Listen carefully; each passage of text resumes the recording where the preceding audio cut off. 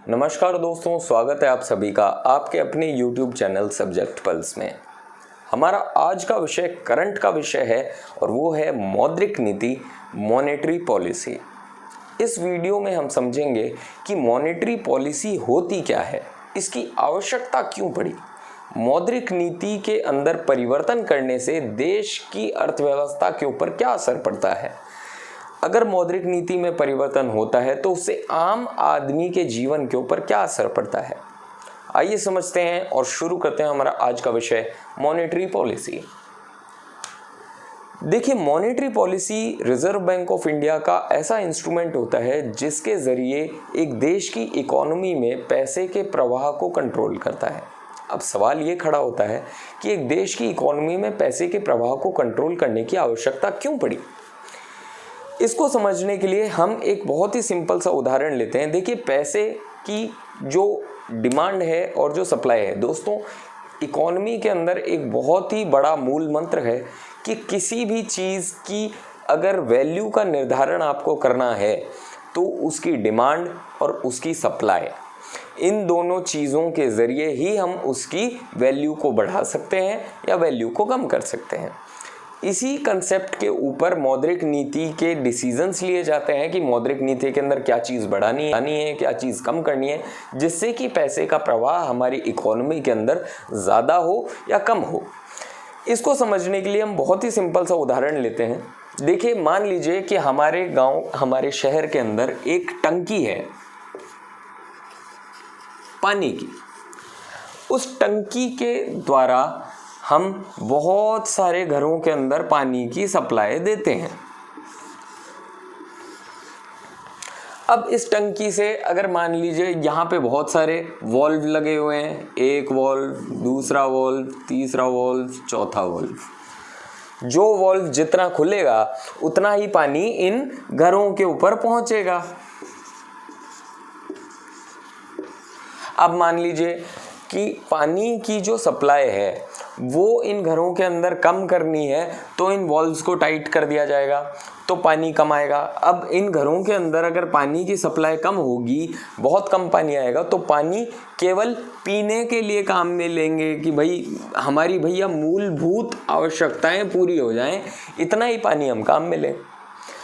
अब ये एक वॉल्व मान लीजिए ढीला कर दिया इन्होंने, पानी की सप्लाई बढ़ गई, पीने लायक तो पानी पर्याप्त था, लेकिन अब ज़्यादा पानी आ गया तो खाने के लिए भी भर लेंगे। फिर इस वॉल्व को भी ढीला कर दिया, फिर उसके बाद में पानी और आ गया, और अब क्या करेंगे कि भाई नहाने के लिए भी पानी निकाल लेंगे। अब कई भाई लोग बोलेंगे भैया कितना भी पानी आ जाए हम तो नहीं नहाएंगे। देखिए, हम आपकी भावनाओं को आहत नहीं करना चाहते, आप नहीं नहाएंगे मत नहाइए, ये सिर्फ एक उदाहरण है। इस वॉल्व को ढीला करेंगे, फिर गाड़ियों को भी धो लेंगे। इस वॉल्व को ढीला करेंगे, फिर उसके बाद में आगे के लिए भी रख लेंगे कि भाई पेड़ पौधों के अंदर भी पानी देंगे और दूसरे कामों के लिए भी पानी रख लेंगे।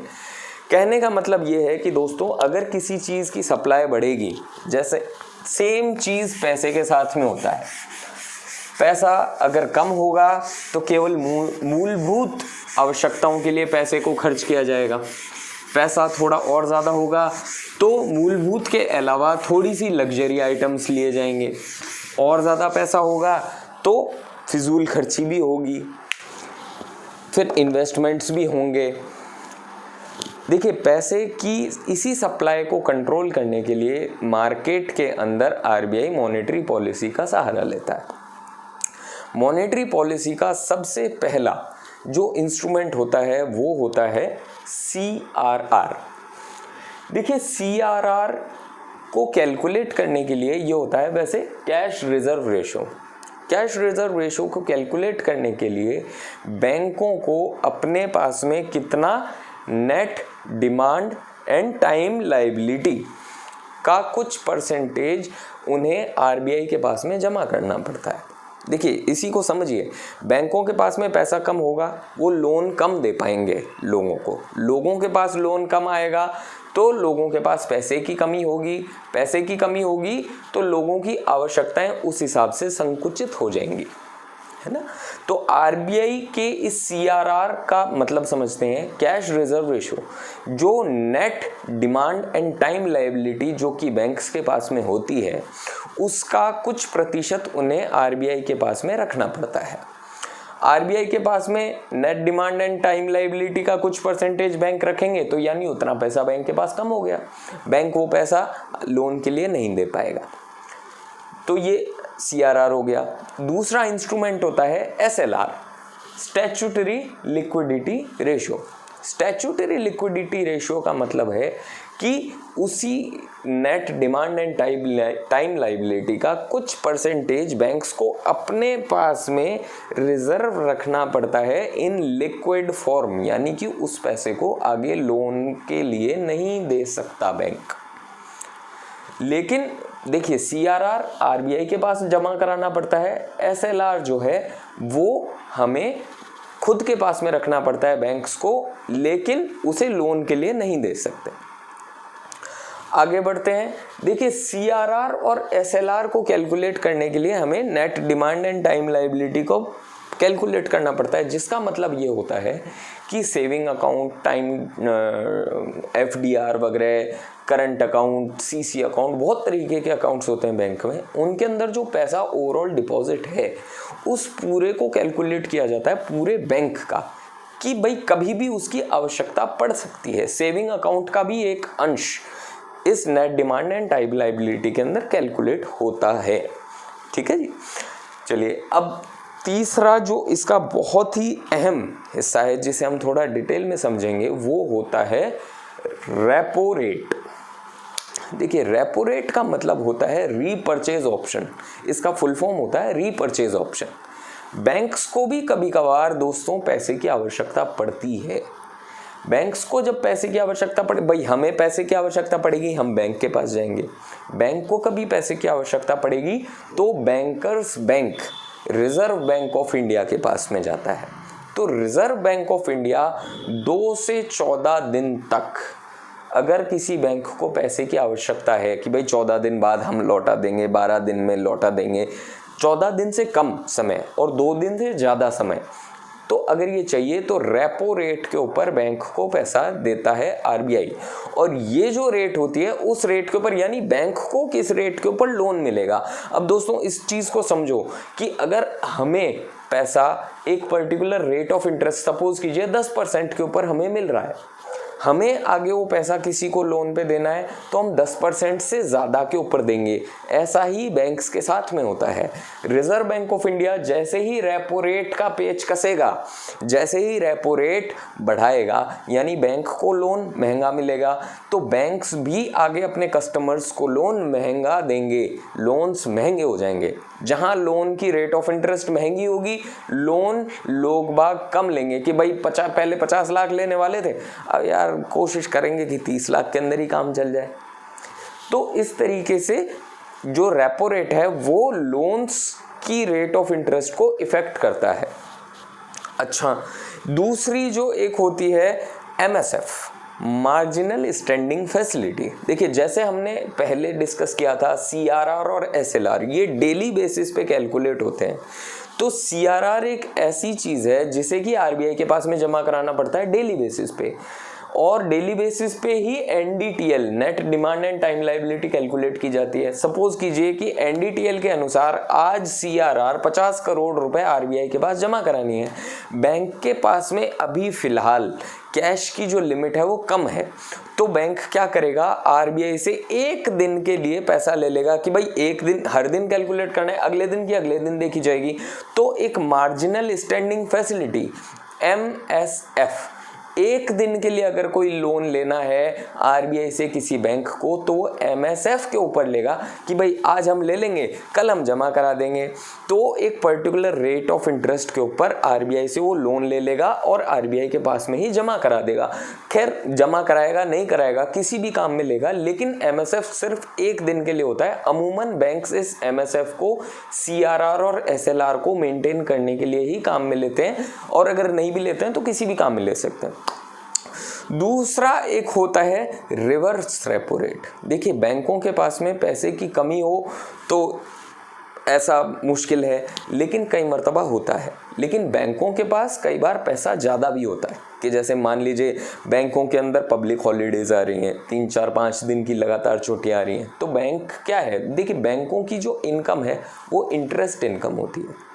बैंक आपको एफडीआर पे भी इंटरेस्ट देता है, सेविंग पे भी इंटरेस्ट देता है। तो कमाता कैसे है? कमाता बैंक है लोन से। लोन देता है तो इंटरेस्ट बैंक के पास में आता है। अब लोन का इंटरेस्ट जब बैंक के पास में नहीं आएगा, पैसा बैंक के पास में पड़ा है, लेकिन जो सेविंग बैंक के ऊपर, जो एफडीआर के ऊपर जो आपसे लिया है, तो ऐसा तो नहीं है कि भाई छुट्टी छुट्टी का आपको ब्याज नहीं देगा। भाई हम किसी को लोन नहीं दे सकते तो आपको ब्याज भी नहीं देंगे, तो आधे लोग तो भाग जाएंगे अगर कोई बैंक ऐसा बोलेगा। लेकिन बैंक आपको लोन देता है, आपको ब्याज भी देता है, आपकी सेविंग पे भी देता है, आपके एफडीआर पे भी देता है, छुट्टी हो चाहे ना हो, चाहे लोन दे चाहे ना दे। तो लेकिन बैंक को इस चीज़ को मेंटेन करने के लिए उस टाइम को भी कंज्यूम करना पड़ता है। अगर वो पैसा बैंक किसी को नहीं दे पा रहा है, लोन के लिए नहीं दे पा रहा है, तो वो रिजर्व बैंक ऑफ इंडिया को बोलता है भैया मेरे पास में पैसा पड़ा है, तुम हमारा पैसा ले लो। तो रिजर्व बैंक बोलता है अच्छी बात है कि तुम एक काम करो, मुझे लोन दे दो, मुझे दे दो, पैसा दे दो, मैं तुम्हें एक पर्टिकुलर इंटरेस्ट दे दूंगा। तो जैसे कि आरबीआई बैंक्स को जब लोन देता है तो वो रेपो रेट पे देता है, और आरबीआई जब बैंक से पैसा लेता है वो रिवर्स रेपो रेट पे लेता है। दोस्तों रिवर्स रेपो रेट हमेशा रेपो रेट से कम होती है। कारण क्या है कि आरबीआई को पैसे की आवश्यकता नहीं है, वो तो केवल बैंक्स को एक असिस्टेंस देने के लिए पैसा ले रहा है कि ठीक है चलो तुम्हारा पैसा कुछ नहीं से, वो बोलते हैं ना नाना मामा से काना मामा अच्छा है। इसी तरीके से कि भाई कुछ भी नहीं मिल रहा, इससे बेटर है कि तुम्हें कुछ मिल रहा है।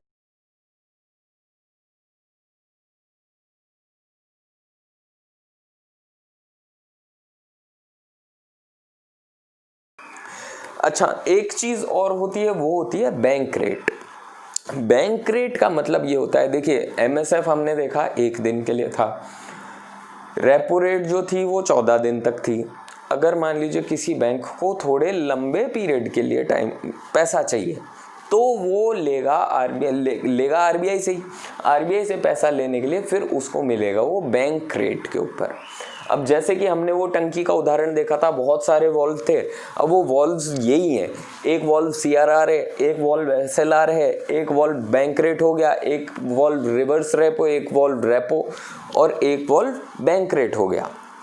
तो जैसे ही वो वॉल्व टाइट होंगे वैसे ही लोन्स की जो इंटरेस्ट रेट है वो आगे कैलकुलेट होती जाएगी। जो भी आदमी लोन लेगा, भैया पहले मर्सिडीज खरीदने वाले थे, उसके बाद में थोड़ा सा कम दूसरी किसी कंपनी के ऊपर आ गए, उसकी गाड़ियां खरीद ली, या फिर कम पैसे वाली कोई उसी कंपनी के अंदर कम गाड़ी खरीद ली, या फिर पहले गाड़ी खरीदने का सोच रहे थे, अभी भैया 2 व्हीलर के अंदर ही काम चलाते हैं, लोन्स महंगे हो रहे हैं। या फिर अगर पैसे का प्रवाह इकोनॉमी के अंदर ज़्यादा करना है तो बैंक वही करेगा, वॉल्व पूरे खोल देगा अपने कि भाई रिवर्स रेपो, सीआरआर, एसएलआर जितने भी हैं सब कम कर देगा। बैंकों के पास खूब पैसा है, धाप करके पैसा बांटो। रेपो रिवर्स रेपो बैंक्स को आगे सस्ता मिल रहा है तो बैंक्स भी आगे सस्ता दे देंगे। तो दोस्तों इन चीज़ों के द्वारा पैसे का प्रवाह कैलकुलेट होता है। अच्छा, इन चीज़ों के अब हर आदमी तो बैंक के लोन के ऊपर डिपेंड नहीं करता। कुछ एक लोग ऐसे भी हैं जो कि बिना इनके भी ठीक है जी, हम तो अपना काम करते हैं, कमाते हैं, मस्त रहते हैं, तो उनके लिए भी आरबीआई बोलता है भैया तुम हमारे पूरे देश की इकोनॉमी की एकदम बैंड बजा दोगे और हम बैठे बैठे देखते रहेंगे। ऐसा नहीं है, वो करता है ओपन मार्केट ऑपरेशंस। वो निकालता है गवर्नमेंट के बॉन्ड्स, निकालता है सिक्योरिटी बॉन्ड्स, गोल्ड बॉन्ड्स। तो वो बॉन्ड्स जो हैं वो लोगों को बोलता है भैया ऐसा है, तुम्हें बहुत अच्छी रेट ऑफ इंटरेस्ट मैं दूंगा, तुम मेरे बॉन्ड खरीदो। लोग क्या करेंगे, वो खरीद लेंगे।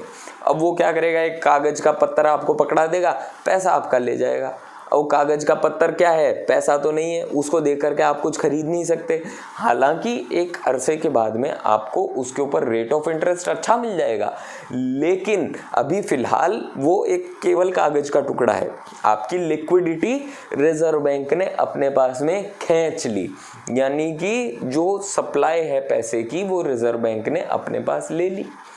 तो ये इन्हें बोलते हैं ओपन मार्केट ऑपरेशंस, जिसके द्वारा मार्केट के अंदर से पैसा रिजर्व बैंक खींच लेता है अपने पास में।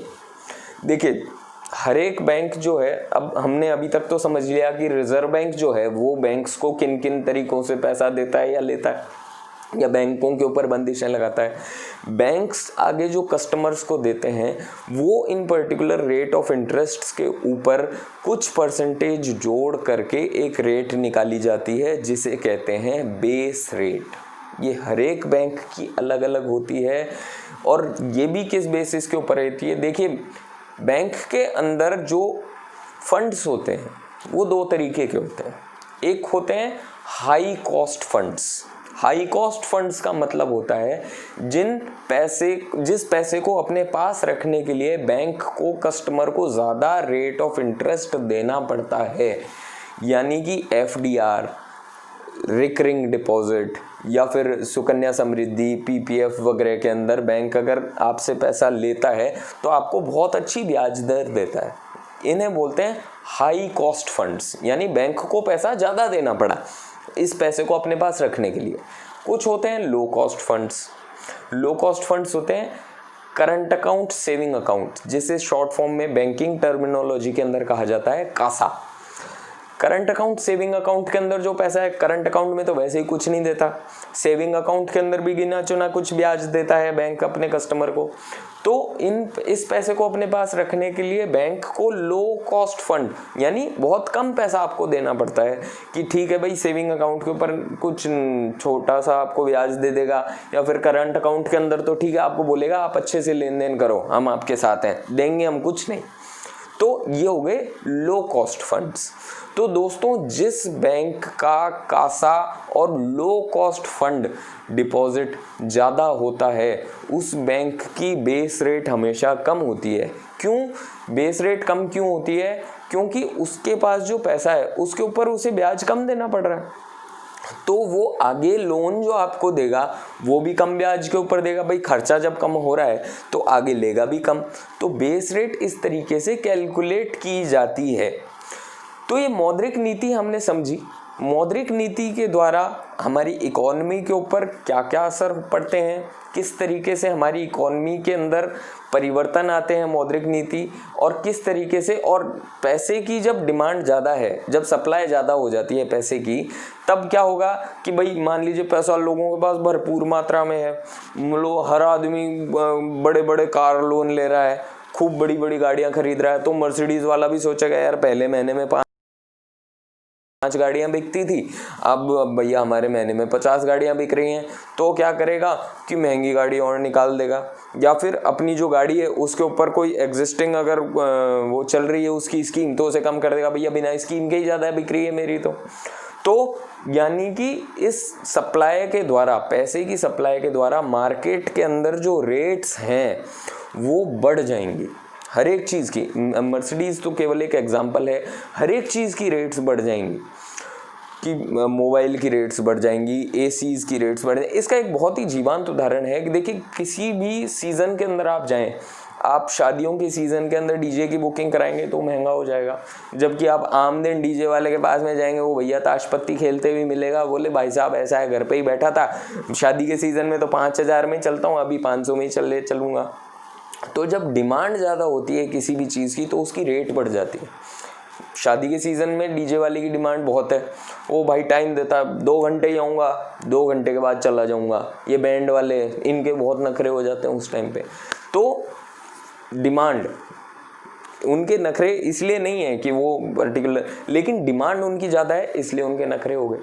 तो इसी तरीके से मार्केट के अंदर जब पैसा ज़्यादा है डिमांड इंक्रीज़ हो जाती है और प्राइस इंक्रीज़ हो जाती है। वहीं लोन्स महंगे हो जाएंगे, डिमांड कम हो जाएगी, तो इन्फ्लेशन जो महंगाई है वो कम हो जाएगी। इस ज़रिए इस मौद्रिक नीति के द्वारा RBI महंगाई को कंट्रोल करता है, एक परचेजिंग पावर जो होती है उसे कंट्रोल करता है। ये हमारा पूरा टॉपिक था। इस पूरे विषय में आपको कुछ भी समझ में नहीं आया हो तो आप नीचे कमेंट सेक्शन में लिख सकते हैं।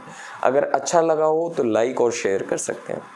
हमारा ये वीडियो देखने के लिए बहुत बहुत धन्यवाद। हमारे इस वीडियो को शेयर करना ना भूलें।